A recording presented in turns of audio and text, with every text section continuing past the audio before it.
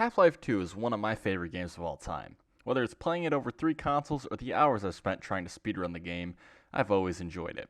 However, there's one theory that most fans miss out on. Yes, even the passionate gamer himself. That theory is one that I've seen nobody else talk about, so I decided to bring it up and back it up with facts and logic. Now, we all know Alyx, the lovable pun-throwing sidekick of Half-Life 2. What the hell is that? A combine zombie. That's like a zombine, right? But what if I told you that over the course of Half-Life 2 and the episodes, she's supposed to die. And since she doesn't, Eli is sacrificed instead. That'd be crazy, huh? But it's not. At the end of Half-Life 2, the Citadel explodes. Gordon and Alyx are point-blank next to it when G-Man freezes time, and in the instant, the Citadel explodes. Now, we know Gordon and Alyx can't run at light speed, but how do they get down? Well, G-Man takes Gordon away and puts him in a pocket dimension. But something's missing. Well, what is it? What could be missing? Oh yeah, Alyx. Alyx is not taken or saved by the G-Man. Now you might be wondering, but Spaceman Jonathan, how can you be so sure? Well, let's look at the sequel to Half-Life 2. No, not that one. I mean, Episode 1. Episode 1 takes place immediately after Half-Life 2.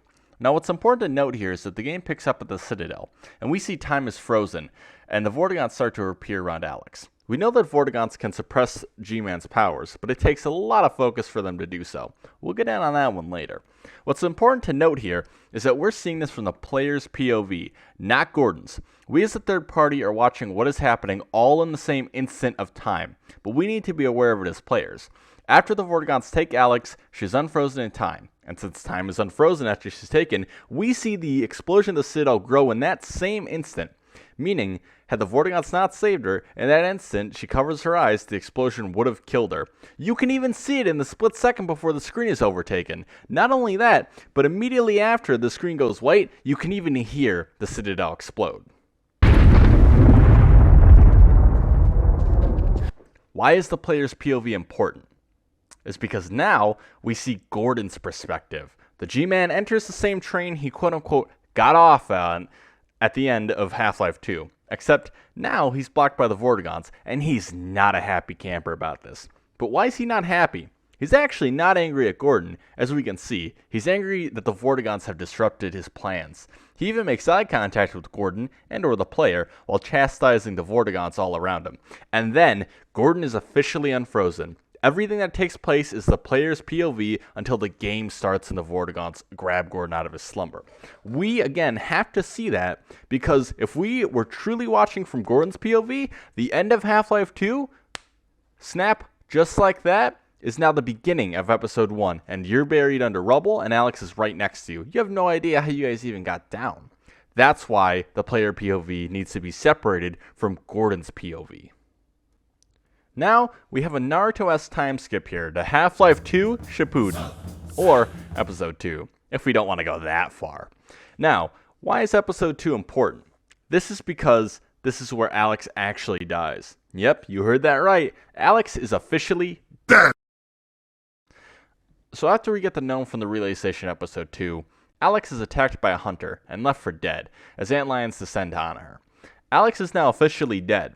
However, with some Vortessence magic and some antlion extract, we can revive her. After we get the extract to Alyx, now all the Vortigaunts are focused on reviving her. Remember when I said they needed concentration to perform against the G-Man earlier? Well, this is why. Because while they're busy, the G-Man swoops in and starts his speech. Here, G-Man mentions something very specific, his investment on Alyx, and how she's now far worth more than her initial appraisal. G-Man next talks about how he needs to extract a repayment from Gordon for his own survival. But what's survival? Well, G-Man here is talking about Alyx. See, there's a line most people miss, and it's the line that the Vortigaunts are now weaving Gordon and Alyx's lives together. We weave the Freeman's life with hers. Yes, there is a quickening. Well, shit. Now what's the G-Man gotta do? Killing Alyx is out of the question, and if he does that, he loses his best worker. But wait, there's one more person G-Man can kill with no consequences, who's even in the same family tree. That person is Eli Vance. Now, I'm pretty sure we all know the story beat. Yada yada driving, yada yada going to kill Striders, and finally, we get to the end, where Eli dies in Alyx's arms and credits roll. All because G-Man couldn't kill Alyx because of the Vortigons. So in reality, if you really want to get deep and down, I guess it was the Vortigons who caused all this.